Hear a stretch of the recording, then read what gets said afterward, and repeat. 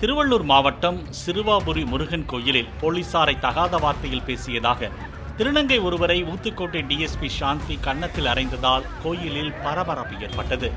தைப்பூசத்தையொட்டி திரளாக பக்தர்கள் குவிந்த நிலையில் விஐபிக்கள் செல்லும் வழியில் திருநங்கைகள் அத்துமீறி நுழைந்ததாகவும் அதை போலீசார் தடுத்தபோது வாக்குவாதம் ஏற்பட்டதாகவும் கூறப்படுகிறது.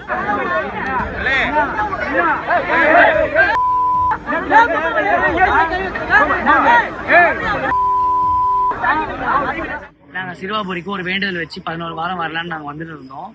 நாங்கள் 3வது வாரம் வந்துட்டு இப்போ 4வது வாரம் நாங்கள் வரும்போது நாங்கள் பொது வழியில் எதுலையும் வரமாட்டோம். நாங்கள் விஐபி வர இடத்துல தான் வருவோம். அதுவும் இந்த வாரம் வந்து தைப்பூசம் அப்படின்றதுனால எல்லாரும் பொது வழியில் போகிற வழியில் நாங்களும் வந்தோம். அதில் விஐபிஸும் போகிறாங்க, அரசியல்வாதிகளும் போகிறாங்க. நாங்களும் அதுக்காக எப்பவுமே போகிறதுனால அதில் நாங்கள் நின்றுட்டு இருந்தோம். பொதுமக்கள் ஒரு ஆம்பளையை தள்ளுற மாதிரி ஒரு போலீஸார் நெஞ்சை பிடிச்சி தள்ளி அது வந்து எனக்கு ஒரு மாதிரி, நான் இம்ப்ளான்ட் சர்ஜரி பண்ணியிருக்கேன், அது வந்து எனக்கு வலிக்கவோ நான் என்ன பண்ணேன், இவ என்னை கேட்டா என்ன சிட்டின்னு நெஞ்சு வலிக்குது அப்படின்னோடனே இவன் என்ன பண்ணா, ஏன் சார் நீங்க அது மாதிரி தள்ளுறீங்க அப்படின்னு இவளை கேட்கவோ அவங்க என்ன சொன்னாங்கன்னா, அவங்க வந்து எடுத்ததுக்கு எதுவுமே பேசவே கிடையாது. அவங்களோட இது எல்லாமே எங்களை வந்து அந்த இடத்துல இருந்து தள்ளணும் அப்படின்ற மாதிரி ஒரு மாதிரி மேன் ஹேண்டலிங் மாதிரி.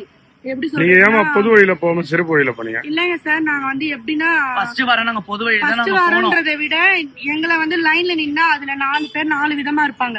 ஒருத்தவங்க என்ன பண்றாங்கன்னா எங்களை வந்து அதாவது அன்கம்ஃபர்டபுளா ஃபீல் பண்ண வைப்பாங்க. நாங்க வந்து சர்ஜரி பண்ணிருக்கிறோம்ன்றதுனால எங்களால மத்தவங்க கூட வந்து இயல்பா ஒரு திருநங்கை சமுதாயம் வந்து எப்படி இருக்குதுன்னு எல்லாருக்குமே தெரியும்.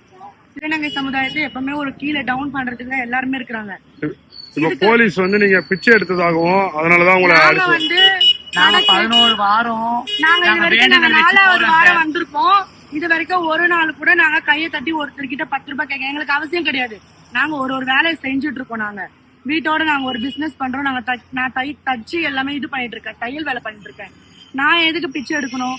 இந்த சமுதாயத்துல இருந்து எல்லாருக்குமே சமுதாயம் தான். அதை நாங்க வந்து பேசிக்கிட்டே இருக்கும் போது அவங்க என்ன பண்ணாங்க, ஒரு பெரிய பெண் அதிகாரி ஒருத்தவங்க வந்தாங்க, திடீர்னு வந்தாங்க.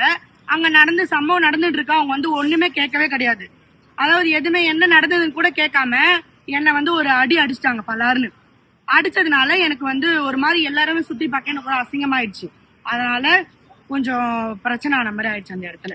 அதை வந்து என்ன போட்டிருக்காங்கன்னா நியூஸ் சேனல்ல, இந்த மாதிரி நாங்க வந்து திருநங்கை கிட்ட யாசகம், பொதுமக்கள் கிட்ட யாசகம் கேட்டதாகவும் அதனால வந்து அவங்க எங்களை அடிச்சதாகவும் போட்டிருக்காங்க. அது முற்றிலும் தவறான ஒரு கருத்து. அந்த மாதிரி நாங்க எதனா கடை கேட்ட யாசகம் வாங்குற வீடியோ எதனா இருந்தாலும் நீங்க எடுத்து போடுங்க. அங்க அத்தனை சிசிடிவி கேமரா இருக்கு. நாங்க அந்த மாதிரி கிடையாது. நாங்க வந்து சாமி பார்க்க தான் வந்தோம்.